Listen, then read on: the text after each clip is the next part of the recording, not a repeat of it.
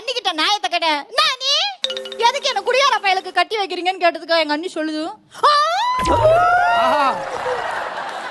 உங்க அண்ணன் மட்டும் ஒழுக்கமா சனிக்கிழமையான சாக்கடையில நாய் மொய்க்க ஈ மொய்க்க கடப்பாண்டியா அவன் 10 பேரை வச்சு நான் தூக்கிட்டு வீட்டுக்கு வரணும்.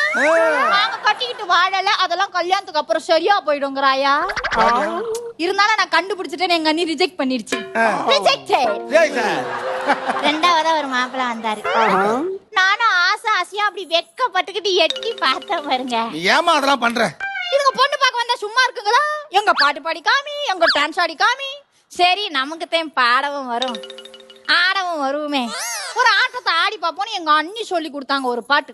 ராஜாவின் பார்வைதான்